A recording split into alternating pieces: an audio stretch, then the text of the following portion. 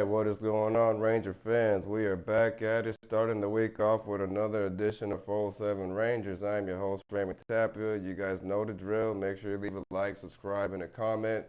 Turn on your notifications. Make sure you share if you feel like it when I'm about to upload a highlight, a post, or a recap, or let you guys get a community feed. You guys know the nature. So, Rangers with a back-to-back shutout, but these are the teams that we would expect them to beat because it would be inexcusable if they lost to any of these teams because it's the Predators and the Islanders. And do I got to explain how garbage the fish sticks been playing? Like, the Islander fans are fucking hilarious because they're like, we're going to make the playoffs. I don't see that now. Y'all been on a, what, 6-game, 7-game losing streak? I don't believe that shit. Y'all lying. But anyways, we're going to start off with the first period because I got to say this too. Joe Bicholetti, he is bugging out for saying this was their best defense of the season. That is a damn lie. He must have forgot about the Ottawa game they had at home. That was probably the best defensive game the Rangers have given us all season. So, no, don't believe that bullshit. Real Ranger fans know the real defensive game this year was definitely against Ottawa when they had, ironically, a shutout too. But first period, now I love Brett Berard, but I don't know how the fuck he managed to make this happen. Too many men on the ice. I am not going to lie. It would not surprise me one bit if the New York Rangers are number one in the league in drawing too many men on the ice. Not one fucking bit. Like, how many times have we seen these dumbass situations happen, Ranger fans? I lost count on my fingers how many times this audacity's fucking been happening, but I can't even tell you how we can stop this. Like, if I gotta fly to New York, sneak my way into the garden and fucking strangle Peter Laviolette's neck and be like, "What are you doing?" Which YouTube, I'm not condoning this. I'm not a terrorist or anything. I'm just being expressive. But anyways, Laviolette is a. When it comes to that, I don't know what's going on with Laviolette, guys. I can't answer that for you. I wish I was working at the Garden, working with the Rangers, but nobody's gonna never find that answer to that unless Coach Laviolette himself tells you why. Because, like I said, I for my life cannot understand why Peter Laviolette loves doing this. Like, he's trying to shift on the fly, but it's not fucking working. That's the problem. Like, if you're a real hockey player and you understand what I'm saying on the fly, they know exactly what I'm talking about with that word right there. Trying to be quick shifting, but it's not working. They're not doing it on the fly. If anything, it's like on the freaking slug. Like, no.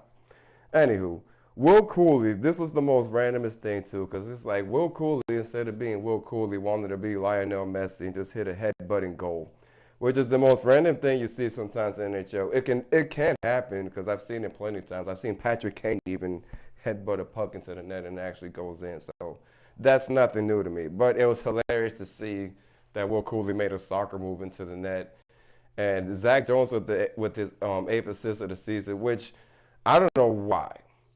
I found this out on Twitter today too, that Zach Jones and Keandre Miller's on the trading block, which that is the most dumbest time to do it right now. It's too late to move Keandre Miller, and Zach Jones, it's too early to do that. Like, you didn't even give him a chance, and he's already been cooking. And of course, Chris Drury's like, you know what? Let's trade him. Like, this is the type of stuff that you get mad at Chris Drury about. Because, like, bro, let the man play for the team this season. He's already doing what we need from defense and everything. But instead, this guy's like, let's put him on the list to sell. Which I personally, I hope it don't happen. But you see how Chris Drury's been going about it. So, oh, sorry guys, the dogs are bugging out. Let me get them out of here. Yeah, get out of here, ladies. Anywho, sorry about the barking, guys. So JT Miller with his 33rd assist, which we'll get to him as well, because a lot of people have been complaining about him getting there because of like the whole salary asset and things of that nature. But JT Miller has been perfectly fine with the New York Rangers. He's got 12 points since he's been with the Rangers.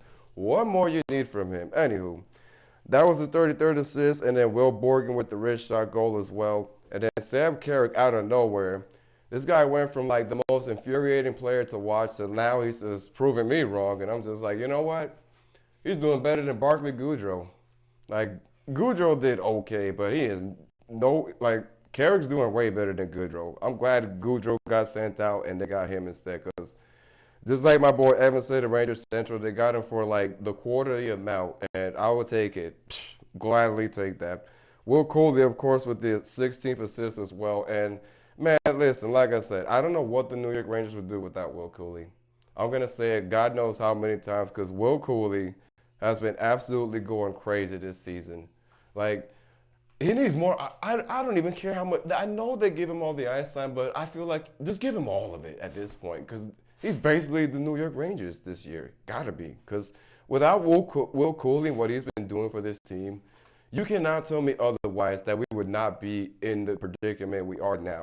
We'll probably have a lot more losses if Will Cooley was not sacrificing himself every night for this team. Because what he's been doing is absolutely diabolical, and I am here for it. So we're in the third period, and once again, JT Miller, like I said, what more can you ask for from this guy? It seems like him getting traded out of Vancouver was exactly what the hell he needed. And then ironically, all the Pedersons that was talking crazy about him, guess what they're doing? Nothing. They're still not producing like we all thought was going to happen when they gained Filipino and Victor Mancini in the Canucks. But Filipino's doing just fine. Shout out to Filipino because he actually, as soon as he got there, he picked up right where he left off.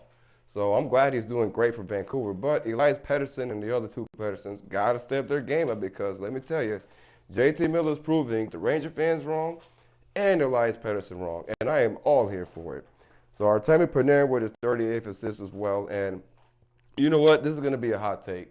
I hate to say it. Look, I love the bread man, but if anybody should be dealt, this is the guy you should deal with right now. If he's going this crazy, imagine what you can probably get out of him for the trade value. Like that's a guy I would definitely do, not because he's not doing good with the Rangers. It's because you guys know his contract is up, so it's going to be an iffy decision from the front office if it's going to be an extension or if they're going to just trade him in the offseason or let him walk. Who knows? But anywho, you had Artemi Panarin right after with the empty net wrist shot goal.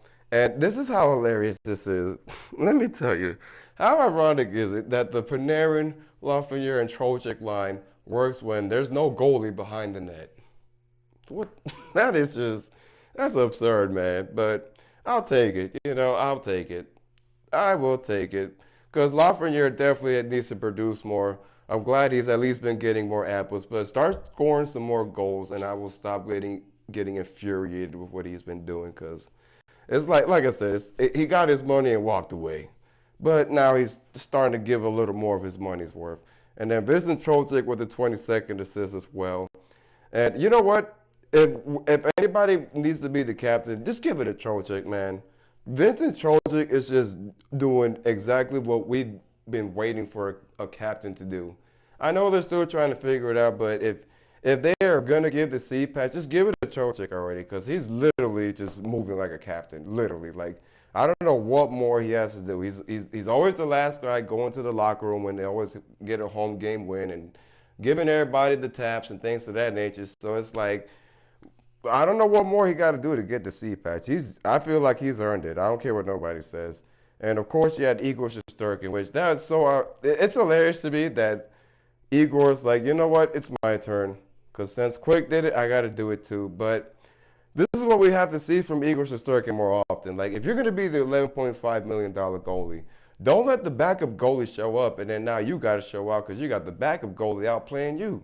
Like, we need more of this $11.5 million stuff from Igor Shesterkin. Otherwise, we can stop the noise and stop getting frustrated about him because we're still mad about what he did against Toronto. Even though he did spectacular tonight and only had 21 saves, we still need more from Igor because I'm not worried about Quick. I mean, if they move Quick, then give Garon a chance to be behind the net because I feel like he'll be just fine being the backup for Igor. But that's all I got for y'all tonight. They play the Capitals on Wednesday, which that's going to be the most ultimate test.